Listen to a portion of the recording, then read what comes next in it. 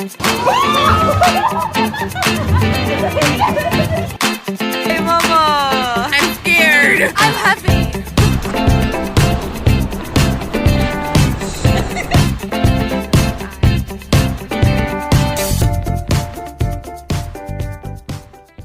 Hey guys, it's Momo. Welcome back to my channel. If you're new here, please go ahead and hit the subscribe button, and don't forget to turn your post notifications on so you can get notified every time I post another cool video. So I just got home from work and I was like, I need to make a video for you guys. So some time ago I was asked what the transition was like from Jamaica to Japan. So I wrote down a few ideas and I decided to go ahead and, you know, talk about how it was for me when I just came here. So if you see me looking down, I'm looking in my notebook because I don't want to go off on any tangents, which I tend to do. So yeah, so let's get straight into this video. The topics I'll be addressing: food, family, friends, and language communication. So I won't really talk about the cultural differences too much right now because it's a lot. So I think I'm gonna leave that for another video where I'll talk about a lot of the cultural things that they do here in Japan that we don't do in Jamaica. So I am one of those persons where I adapt really easily, so making the transition wasn't like super hard for me. There were some challenges, but it wasn't anything that I could not handle. I mean, sometimes it would be a little bit overwhelming, but I knew what I was signing up for. I knew that I was going to be thrown into this situation, and it was kind of like sink or swim. Listen, I was at the airport and I didn't even know how to say yes or no, okay? That was how much I was like, yo, I'm coming to Japan no matter what. I tried to study Japanese on my own, but I was kind of like a bust. So I came here prepared for anything that could happen. I knew that things would happen, and yeah, so I had to just go with the flow, you know, roll with the punches and just take things as they are. Now, everybody who knows me know I love my belly. I love food. So food was one of the biggest things for me. I'm a very picky eater. So usually when I tell people that something tastes really good, they believe me because I don't just eat anything. I will eat stuff, and if it's not very delicious, I'll tell you. I'll be like, you can eat it. It will stop hunger, but it's not anything to be like, oh, yummy. It's so good.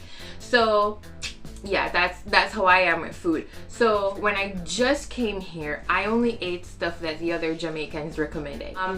A lot of things I had to figure out on my own. So the school offers school lunch, but for the first month I could not take the school lunch because I needed to get accustomed to textures and smells and tastes.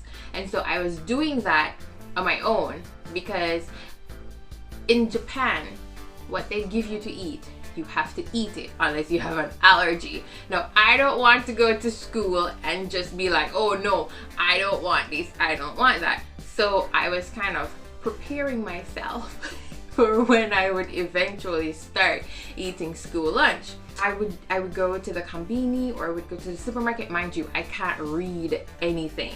So, well, I couldn't then, I still can't now, but I go by pictures, and I'm very good at remembering pictures and stuff like that. So when I get something that tastes really good, I make sure to take a look at the package, so then I walk through the entire supermarket looking for the thing that I want. So I tried a lot of stuff at home for the first month. Then I went to school and I told them, okay, I'm ready to try school lunch, bruh. It was so hard using chopsticks. It was so hard getting accustomed to the smells and the tastes and the textures. I have to say though, there are some stuff it's really bussin'. Like, it's so good. Like, it's really good. And my favorite thing is I don't know what it's called, and I can't even describe it because every area kind of has different school, and so yeah. But it took me an entire month to learn how to use chopsticks, and my students, they were helping me, they were teaching me. And I used to eat school lunch with my students, and there were some things that I really didn't like. So I would walk around, I would sit with my students, and there would be like 6 of us at the table, and so I'd be like, do you want this? Do you want this? And they'd be so happy, and they'd be like, yes, yes, yes. So I would give them the stuff that I didn't want to eat, like I really didn't like it. And I know there are a lot of other ALTs who I've heard them complaining that they really hate something and they have to force to eat it. My facial expressions are really loud. I cannot hide my feelings. My face is very animated. I cannot stop it. I don't put on a show. I'm not good at pretending. I'm not good at putting on shows. What you see is really how I feel. So yeah, they would know when I don't like something, and I'm not one of those persons to force and eat something unless I really want to try. And if I try it and I don't like it, then that's the end of that. But yeah, some of the food, it was really soft, so it felt like baby food, and it took me a while to get used to it. Now I actually like stuff, you know, that's like that, because it's like they blend it or they ground it up, so it's kind of really soft. It's like you could give it to a baby. That's how soft it was. It took me a while to get used to that texture, but no, I like it. And the smells of some of the stuff, it's a turn off. But and it was the best thing I ever did. Well, now I've gotten used to the smell, so it's okay. But they have some really good food that does not smell the best, but it tastes really good. I kid you not, it tastes so good. So that was another thing. So the textures and the smells and using the chopsticks, those were some things that I had to get used to. Now I can use a chopstick like a pro. I entered a chopstick competition and I beat a Japanese person. So yay me. So the next thing for me is that, well, I don't get homesick. I'll miss my friends and I'll miss my family, but I don't get homesick. I don't have this intense need to be home. I started to feel that way because of the current situation where I was locked in and I couldn't go anywhere, and the way I felt during quarantine, I never felt like that when I just came here. Like during quarantine, I was like, yeah, I'm ready to go to Jamaica. I want my friends, I want my family, because I was isolated, and I'm a very social person. I cannot do too much isolation. I can do isolation when I want to be isolated, not when I'm told, yo, you have to stay away from people. So yeah, but when I just came here, I used to call my friends and family all the time. Like in the mornings before I went to work, I'd be talking to my friends on the phone while I'm getting ready, or I would call my siblings, or I'd call my parents and I'd be talking to them, like just all the time. And then after a while, I started to, you know, get used to not, because when I was in Jamaica, I lived by myself. So I was already on my own. I didn't live near my family when I was in Jamaica. I lived really far from them, but they were a bus ride away. Like I could take a bus from Kingston and go to Hanover to see my family. Now the dynamic changed because I'm in Japan. I'm literally across the world. I'm on the other side of the world. There's a 14-hour time difference between my family and I. And so it was kind of like, it's completely different. So now I just felt the intense need to talk to them. Like, so yeah, that was, you know, something I had to get used to. And friends, I'm very good at meeting new people. I'm one of those persons, I can go to a social event by myself, and by the end of it, I have a ton of people talking to me. Not to toot my own horn, but toot toot. So yeah, I'm very friendly, I'm very bubbly, and people like being around me. So yeah, when I just came here, I didn't have friends, but I had met some persons during training who lived in my area, so we would go places together. And then Hello Talk, I had talked about this in my other video where I met this Japanese girl. I met a few Japanese people on this app, so we did some language exchanges where, you know, they would they actually showed me around. And I met quite a few people online, and then I started to go to other events and I met other people there, and so that's how I ended up having friends. And I'm very random. I meet people in the most random ways. Like, I will, if I see you and I want to talk to you, I will go up to you and I will talk to you. That is just how I am.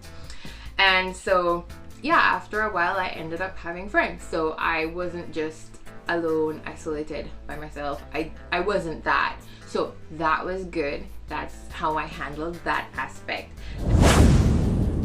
Now, the last thing I will talk about is communication. That was the biggest deal for me. That was the biggest thing I had to overcome. I'm still not over that hurdle, but I'm way better now. I'm like a Japanese child, so I can understand simple commands, and I've been here long enough to kind of understand what people want me to do, or, you know, just understand little things, so I'm better able to go about my business and do stuff. And when I just came here, I didn't know anything. I literally didn't know yes or no.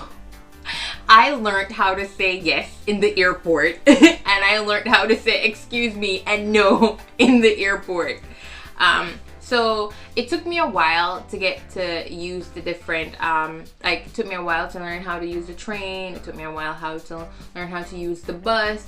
But I have to say, I tend to meet very, or maybe, I don't know. I don't know. I've met mean people, but they've still helped me. But I seem to meet really nice people who, they always help me. So when I'm having like a really tough time trying to figure something out, I end up with really nice employees who, they actually help me to figure stuff out. So now I've gotten so used to understanding broken English. Like when people talk to me in broken English, now I know I can help them to, I feed them words, feed them stuff. So then they end up saying what they want. And so, yeah, I started learning the language. I've decided to put more effort into learning Japanese because I want to be really independent. I don't like asking for help.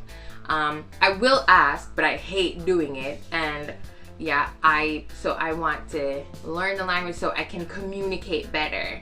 But yeah, that's kind of my transition stuff. I may have missed some stuff, but those were the things that kind of had an impact on me when I just came here. And like I said, I won't touch on culture because then the video is gonna be too long. So I will talk about the cultural differences that I had to overcome in another video. Okay, so I'm gonna go ahead and end this video here. Thank you guys so much for tuning in. Again, if you haven't subscribed, please go ahead and do so. Please hit the notification bell so you get notified every time I post another cool video. Okay. And please like, comment, share. Okay. Goodbye.